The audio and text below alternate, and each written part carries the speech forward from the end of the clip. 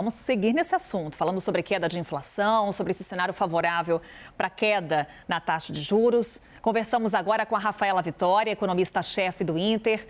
Rafaela, seja muito bem-vinda. Uma boa noite para você. Boa noite, Carol. Boa noite a todos. Bem, Rafaela, a inflação que vinha numa trajetória decrescente fica negativa em junho. Como falávamos há pouco, a primeira vez em 9 meses que isso acontece. É a maior queda para junho desde 2017. O cenário está pronto para essa queda da Selic? O dado de deflação de junho, ele confirma essa tendência que a gente vem observando de desaceleração da inflação. Acho que principalmente o dado trouxe uma notícia muito positiva com relação à inflação de bens. A gente já acompanhava no IGPM a inflação ao produtor em queda. Já desde o começo do ano, o IGPM acumula menos 7% em 12 meses e estava demorando um pouco para que essa inflação de bens industriais, caísse também para o consumidor. E o dado de junho mostrou uma queda mais generalizada, né? A gente viu as medidas de núcleos também mais baixas e a difusão, que é aquele número de itens que cai em relação ao número de itens que sobe, um número mais baixo, mostrando que sim, a queda da inflação ela está mais generalizada e isso é uma boa notícia para o início do ciclo de afrouxamento monetário. Rafaela, o Fernando Nakagawa também está conosco e tem uma pergunta para você, por favor, Naka. Obrigado, Carol. Rafaela, boa noite. Queria te ouvir um pouco sobre um ponto que chamou muita atenção hoje durante o dia, que é a inflação de serviços.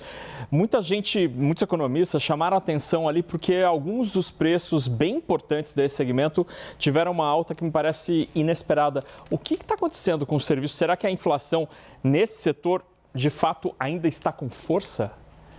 Eu acho que a maior decepção do dado de junho foi, de fato, essa aceleração da inflação de serviços. E mesmo se a gente excluir passagens aéreas, né, que tem um comportamento mais volátil, ainda assim a gente viu uma inflação de serviços mais alta.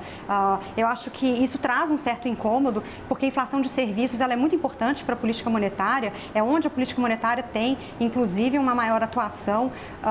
E a gente vê esse repique. É normal, num ciclo inflacionário tão forte que a gente viu nos últimos 2 anos, vale lembrar que a inflação de serviços ela demora também para subir.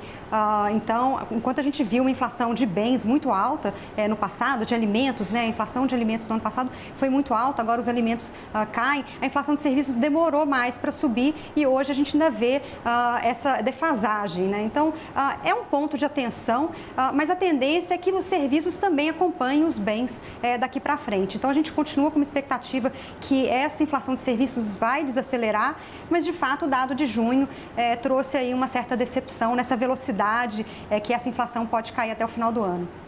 Rafaela, além da queda da inflação, o avanço da reforma tributária é um dos fatores que contribuem aí para esse cenário de queda dos juros.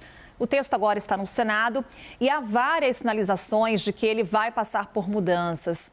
O quanto que essas modificações podem atrapalhar esse cenário favorável à queda da Selic?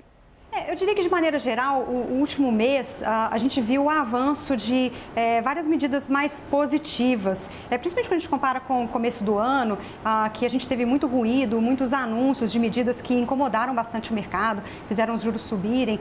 Não só a reforma tributária foi aprovada no Congresso, mas a gente teve também o avanço do arcabouço fiscal, a gente teve a manutenção da meta de inflação em 3% pelo Conselho Monetário Nacional. Então, esse conjunto de medidas, agora no final do semestre, sinalizam que a gente pode ter um risco fiscal menor daqui para frente. E isso é muito importante para ancorar expectativas de inflação.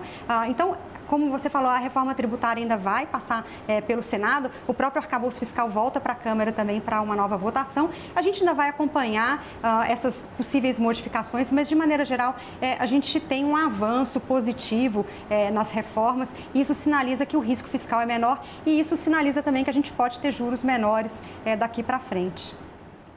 Bacana. Rafaela, agora olhando para frente e se de fato esse cenário de início de corte de juro se confirmar em agosto, quando que a economia real vai começar a sentir, especialmente pensando que as famílias estão muito endividadas e as empresas estão com as margens bastante apertadas, o alívio ele vai ser observado rapidamente ou é aquela história de juro que sobe de elevador e desce de escada? Ótimo ponto, né?